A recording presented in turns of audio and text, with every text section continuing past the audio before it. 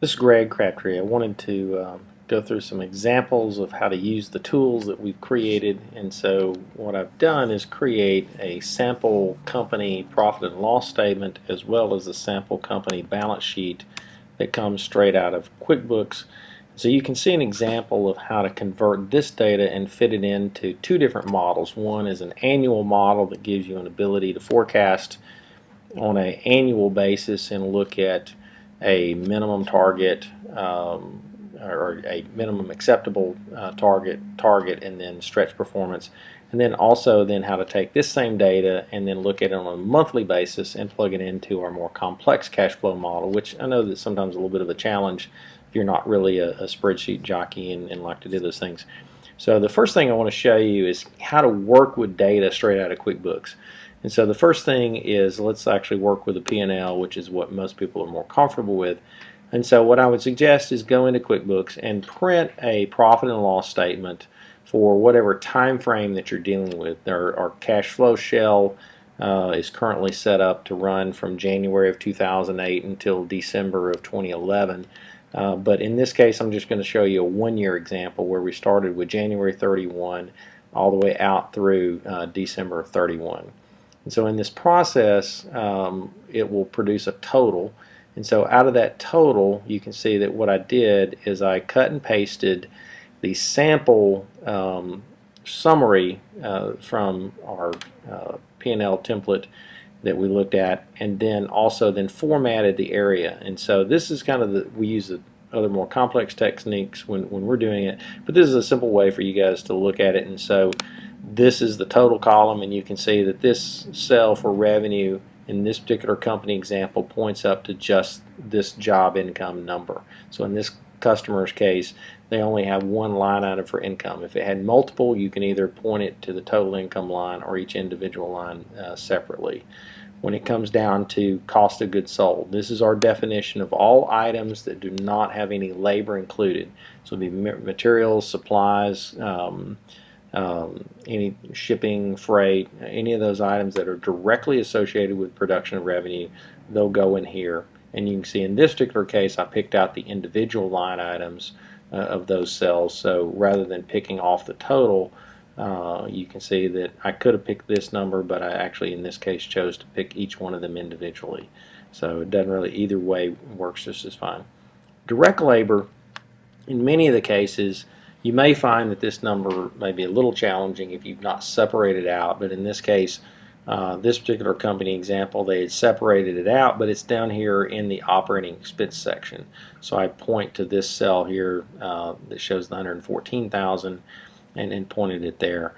And so this completes what we call the business engine. And so you've got revenue, out-of-pocket cost of goods sold. And the reason for this is this 558,000 represents the economic output that this business has to pay its salaries for its employees and all of its operating expenses. And so once we get down to the operating expenses, we can see the facilities, these are pointing to these, four lines in the P&L. Same thing with marketing. There were two lines here that we pointed to marketing. Admin labor, pointed to both the officer wage as well as the office administration. And so we want to make a clear distinction that even though the officer may be a producing member of the business, we generally want officer pay, except for rare circumstances down here in the administrative section, because as they grow the business, they want to get as much out of the production part of it and more into the management part of it than always being a producer. But in some cases, the highest best value of that owner of the business is to be a producer. And so in some of those cases, we may look at continuing to keep that person's pay up here in direct. Obviously, payroll taxes and benefits, fairly simple and straightforward on that one. And then the catch-all is this other operating expenses. Now you can see that this formula that I've used in the example is a little more complex.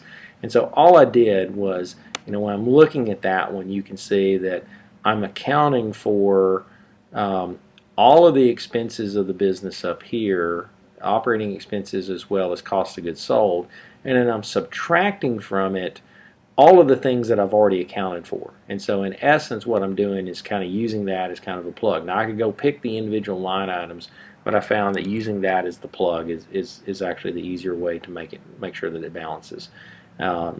The other thing I want to point out is the other income and expense section. Keep in mind that in this case, watch for the signs. If it's a negative sign, it means it's an expense, and if it's a positive sign, it means it's income. In this case, this particular business did not have other income, but it did have depreciation and it did have interest expense. You can see that we balance the $86,925 balances to the total, and that's kind of the key. Once I get the annual one done, I can then, in essence, copy, this whole range, for the annual, and go back, and then I'll need it at a later point. I can copy all of this and go backwards and copy in for each month. And so I've got how many, if it's 12 months or 24 months or 36 months, I now have a summarization of the QuickBooks data into the format that I want to use. So that's critical to do it as step one. Same process on the balance sheet. Here's the balance sheet out of QuickBooks. We started with 12 months of data. Now the trick in doing this in QuickBooks, I will tell you, is you have to go into the report feature and go into modify report. Don't try to do this from the pick a balance sheet. Go into modify report, and then you'll actually select 12/31/2010 as the beginning range, and then 12/31/2011 as the end. And then there's a section called columns, and you'll drop down that columns box and look for the months. And so that should produce a P&L that looks like this straight out of QuickBooks that you can export into Excel. So once you have this one, same kind of thing, is we're going to go over to our cash flow model, and we're going to pull in the assets as the summarization. And once again, you're just going to pick out these items and look above and pick out the items that balance. Now the nice thing about this shell is underneath the total liabilities and shareholders equity is there's a check figure that makes sure that it's in balance. And so if you missed an item and misidentified it, there will be a number in this line that checks the validity of that. And so once you've got that, then you've got the basic elements ready to go. So now let's start using the data, and we go into first the PL comparison template.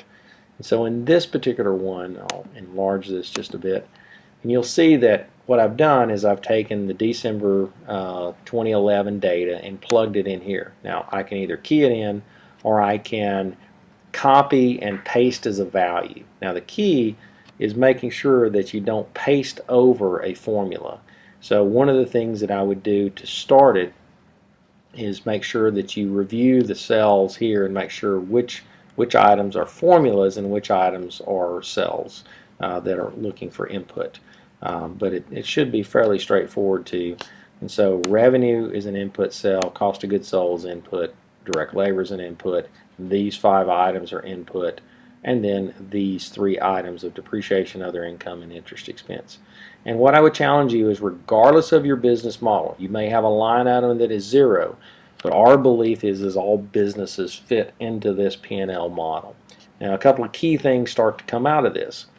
So I can now see that I have a labor efficiency ratio of my direct labor to gross profit of $4.88. And so what this tells me is, for every dollar of direct labor that I employ, I generate $4.88 of gross profit. Once again, our focus here is on gross profit, because this cost of goods sold that you're spending for materials and subcontractors, you're having to leave profit in the equation for the people who are spending that amount of money. And so we really want, for internal purposes, people to really focus heavily on gross profit as your true top line. And if you're interested in reading further on this, I've got a white paper on our website, seeingbeyondnumbers.com, that talks about why gross profit by revenue should not be your true top line number. Same thing is then your chassis of the business, as we call it, is your facilities, marketing, management, labor, payroll taxes and benefits, and other operating expenses. So those are plugged in. And you can see that this business is operating below our minimum profitability standard that we look at of, we think any business that's under 5% pre-tax profit is underperforming. So this business is at 4.72. So this business needs some improvement. So our goal is what are some factors that we can deal with to help this business get to 10% profitability?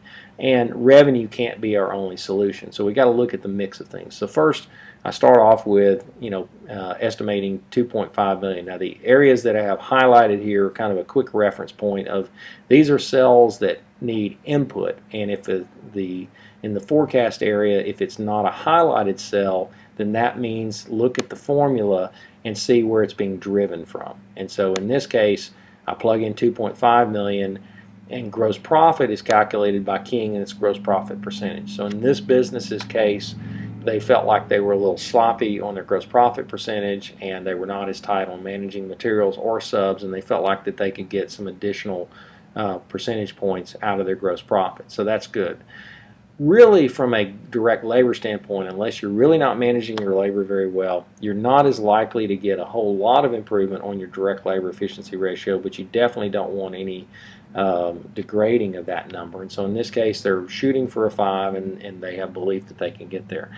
This direct labor efficiency ratio is going to vary from company to company, and we see numbers that probably are anywhere from a 2.5 to a 5, depending on if it's high cost labor, it has a lower multiple. If it's low cost labor doing high volume, it has a higher multiple. But other than those, this number is more designed to be your indicator for your business and watch it move across time. And so you can determine quickly whether or not is it that my labor is not being as productive, or I'm getting squeezed in terms of what I'm getting from the market. And so it's a really kind of a speed limit indicator, for lack of a better term, of how well that labor is being used. Facilities is a relatively fixed cost, so unless you're expecting to change your facility structure or either lower your rent or increase your rent, this is just a key-in number.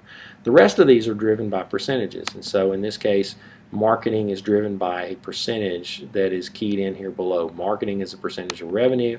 Payroll taxes and benefits as a percentage of all wages, and then also other operating expenses as a percentage of revenue. And so I'm going to drive these 3 line items by those percentages, and then I'm going to drive management labor by looking at this admin labor efficiency. Now what this number represents is contribution margin per management labor dollar. And so this is an important distinction, because what you're really attempting to do here is make sure that I want to hold my management labor accountable. If I increase management labor from 131 to 175, I want to see some measurable increase up here. And so in this case, not only did they feel like they can maintain the 3.39, they improved it to 4.0. I'll tell you, from breaking down hundreds of businesses and looking at these ratios for those, we feel like that this is the key to profitability. There's generally far more capacity availability of your management team to manage more business than there is in getting more labor efficiency out of your direct. But each business is individual, so the key is you've got these measurements now to compare yourself. So once we developed this, we looked at it and said, okay, well, here's a way that I see how I can get to 10%. And so now I've got to go operate and then see if I can get there. Now, one of the things, though, is, well, maybe I may be guessing that I can get to 2.5 million or not. Don't know if I can or not. But at the end of the day, I need to also look at this minimum acceptable target, my target, and then the stretch. And so I set the minimum at close to the previous year's net income, improved margin a bit, kept the labor efficiency ratio there, and then kept the management labor efficiency ratio here. And so you can see that kind of the minimum gets me back to about where I was, which is not very acceptable. And then one other thing here, I did not, let me copy these over. So these should be the same numbers. And so I'm looking at 5.75%. That's slightly above our minimum acceptable profitability. We say that if you're at 5% or below in profitability, you're on life support. So this minimum acceptable is you're pretty close to life support, and we would really highly recommend that business looking to start squeezing a little more profitability out of that business. As a matter of fact, I would probably even look in this business to try to get them in a little better labor efficiency ratio, of probably closer to the 4 there on the management labor, so probably a 3.9. And you can see how that number changes to say, in a sense, what I want them to do is hold management labor constant until they achieve performance. So now with those minor changes, you can see I'm now up to 6.47%. So then we look at target performance. So this is really more my target, so I try to mimic this one in my target performance, and that gets me close to 9%. So in this case, I'm probably saying, well, I probably will do 4 here. So that does get me back to the 10.14. So I like that for my target. And then I want to stretch a little bit. I want to get a little bit better, so I'm going to make this one a 4 as well. And we're getting closer to, we generally like to see close to 13 to 15% pre-tax profit here. And so they've increased revenue again, increased their margins again, keeping in mind I'm not really raising this labor efficiency because I'm not really sure that is probably not as likely to be possible. But I should be able to continue to get labor efficiency here and possibly even more than that. So from that standpoint, you're driving these future numbers, and in here we're generally keeping these numbers constant. Now, a couple of things, marketing as a percentage of revenue is more of a discretionary decision-based spend. You're going to decide to spend money on marketing, not forced to spend money. Payroll taxes and benefits as a percentage of wages is pretty much a historical number, and that number shouldn't change dramatically unless you change your benefit structure. Other operating expenses, kind of that bucket. People are going to think that number is going to stay constant. In reality, we like to budget it as a variable and then let you beat it in final performance rather than guessing that you're going to be able to add revenue without that number changing. So that's really kind of the process of setting your plan on an annual basis.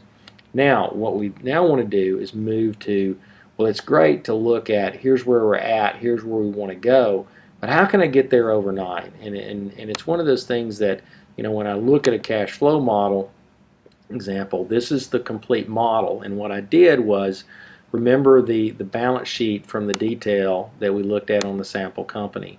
So remember, here's your balance sheet coming out month by month. Well, underneath, I've copied my formulas to put each one of those cells into my format and copied it across. And so I've cut and pasted the detail lines of that data and just pasted it into the cash flow model. And so once I have that data in here, once again, I should see basically zeros at the bottom. And so you can see that this has data integrity, and I just have to start from the month that I have data, and that's fine, and it's going to start running from there. Same thing on the P&L by month, and I'll drop that data in by month, because when I did the sample company, I started off with the annual data for the P&L by month. So you can see it there, and I was looking back up here, but also had the months. And so once I cut and pasted, and when I'm cut and pasting into the model, I'm not including this annual amount. That will be calculated by the model. But I'm covering each one of these months, for the 12 months that drop in. So once I drop those in the model, now I have a model that is ready to start working with. So once I drop those in, then I'm going to start looking at things like rolling 12 data. So now I have the forecast of the ability with my forecast, I can kind of see, here's the trends of where my revenue is going, and do I end up in December of 2012 at a number that, what do I think I'm going to be? And in this case, this number is being driven by the forecast is all in the monthly P&L. And so in this case, I can look at, so the numbers that I need to update is, well, 69% gross profit, I remember, is not the number that I needed. So I need to adjust that number, and I'm going, okay, so my target plan is 35%. So I need to update that number. So if I do 35% GP and copy that across, then that's going to drive that piece. And then what I'm looking at here is I'm doing a simple driver of revenue, saying look back at the previous month of the previous year, and let's just do a 10% increase across the board. And does that get me to where I want to go? Now remember, when I looked at the rolling 12, I can check it and say, well, it gets me to 2.3 million. Well, that's not quite to my target of 2.5, so I actually need growth of more than 10%. So I flip back over and I go, well, let's key that in, and so let's say make that 14% and see where that gets me. And so then on rolling 12, I'm now up to 2.38. So let's do a little bit more. And so that's going to be closer to, let's say, 16%.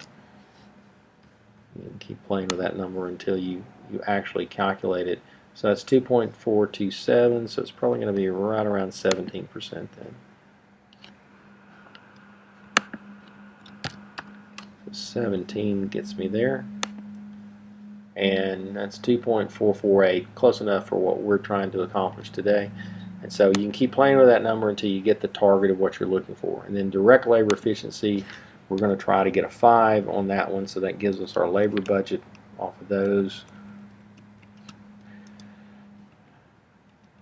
Facilities, we decided that, you know, based on our annual model, we knew what that number was, you know, that number was 78,000. So I can take that number. That's a relatively fixed number. Rarely does that occur, not evenly. So I can take 78,000 and just do the calculation inside the cell of 6,500 and copy that across. So then when it comes to marketing, that number is being driven by the percentages below. So we decided in marketing as a percentage of revenue, we're just going to estimate 1%. Payroll taxes and benefits were 9. And other operating percentages, our operating expense was 5. So we plug those in.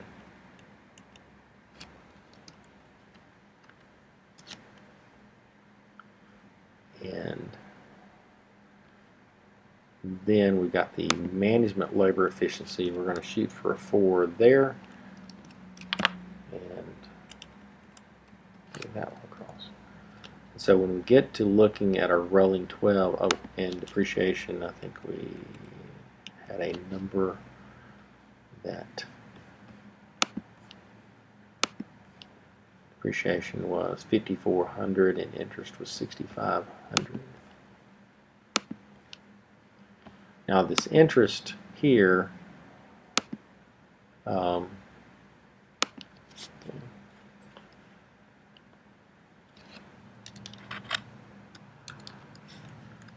can also do a calculation to do the interest as a percentage of the debt outstanding. I will tell you as a trick, to keep from creating a circular reference, you generally want to point this cell, if it's going to calculate interest against the debt, point this cell to the previous month of the balance sheet, because if you try to point it to the current month, it's trying to calculate cash flows off of that month, and it's going to be close enough for what you're trying to project.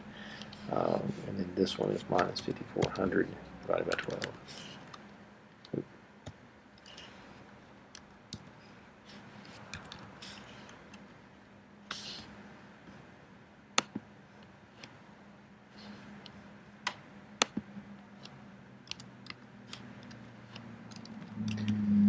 Alright, so now that we've got those plugged in, let's do a double check and see if our rolling 12 looks anything similar. So our rolling 12 is at 2.48, but we're projecting about 11.5% pre-tax profit. And under our other scenario of this template, we're looking at 10. And so from that standpoint, what I usually use these two templates to work is, this is my high level first sit down, let's kind of play some what if scenarios.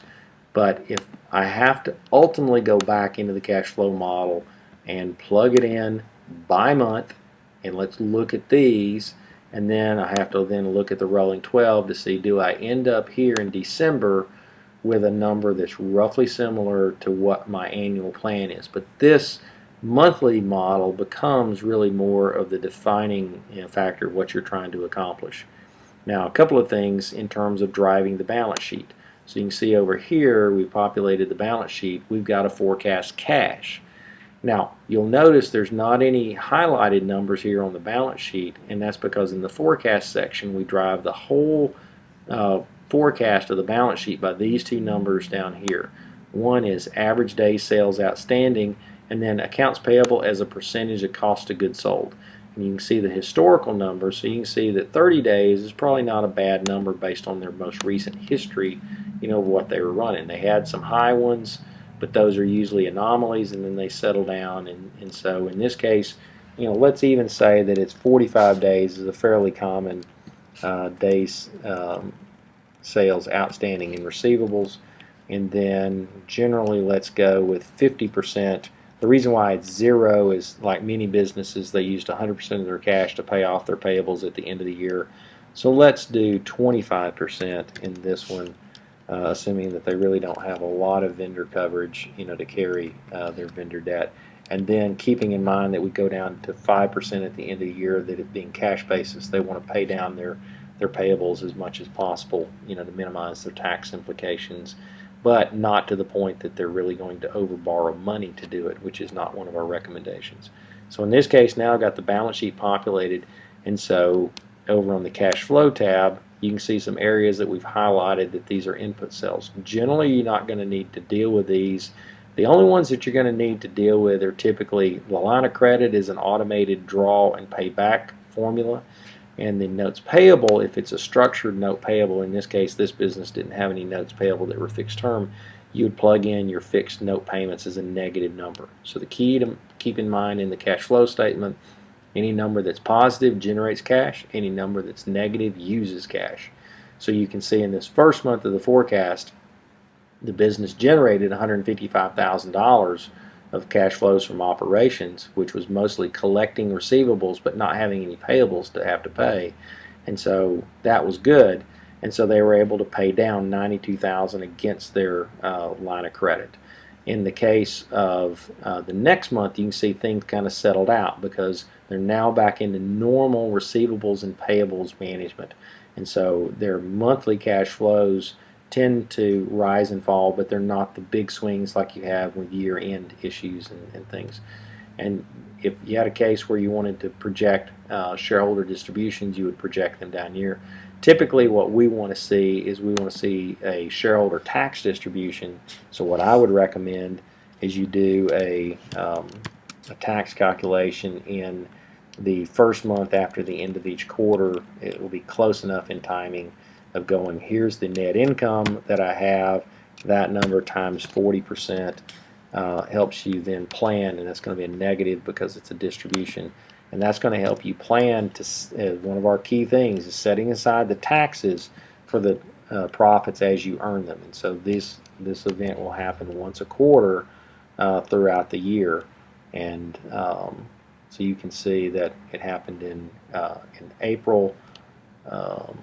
And then, I'm sorry, the next one is, it actually happens in June, but in this case, this will be, representative of what we're trying to want you to do. And so it gives you an idea of the profits and the distributions. Now in this case, this one's a positive, so that means you're actually putting some of your tax money back in because you had losses in a couple of the months there. And so it's one of those things that, as you can see, in many businesses, a lot of their profit falls, seasonally based on the end of the year. So depending on whatever it is, that cycle should work for you. Now here what we set is a minimum cash balance, and so in this case we want the business to maintain $75,000 of minimum cash balance. And so I can adjust that number if I want less, but in this case, if they drop below $75,000 in cash, we want it to draw on the line of credit. If they have more than $75,000, we want it to pay back on the line of credit. And you can see that throughout the year, this particular business, between paying their taxes and paying their debt, they're not making any progress in terms of building cash above the 75 because they're lowering their debt. And you can prove that by coming over here to the balance sheet and watch. One of the key things we want to watch in a plan is the end of the year at 124, and you can see the movement of the line of credit. And so throughout the year, it will go up and then it comes back down at the end. So it's drawing money when you have a big spike, and then it's paying back down. Now the key is making sure that you never draw more than what you're available, to pull on the line of credit. And so that's kind of a critical, factor in terms of managing that line. And so once you plug those in, then everything should be good, and you basically have a tool that is balanced. So you can see that even in the forecast section, there should be no numbers showing here at the bottom, because this is telling you that the mathematical integrity of the model is staying true to the model. And so you can work through those items, and then we actually have some graphs that you look at in terms of, you can see, there's not time scale on these other items, but you can see where revenue is going, where contribution margin is going, gross profit, net income, and you can see how it drops and then rises back up. And so if you can beat that, one of the key things is, if your revenue pattern is not going to occur ratably like it did the previous year, you can skip this percentage and you can then just hard code your revenue forecast here, and then use the gross profit to drive it, and then use direct labor efficiency and so forth to drive those. So anyway, this should give you a pretty good idea of how to use the models, and then use those tools to kind of give you an idea of the by month. And then also, everybody at a minimum should be able to complete this one to really see the big picture of their business, and really look at, the idea of, here's the minimum acceptable, here's my target, and here's my stretch. And hope this helps you, and look forward to people being able to use these tools to help them make their plans and really have a solid understanding of their business model.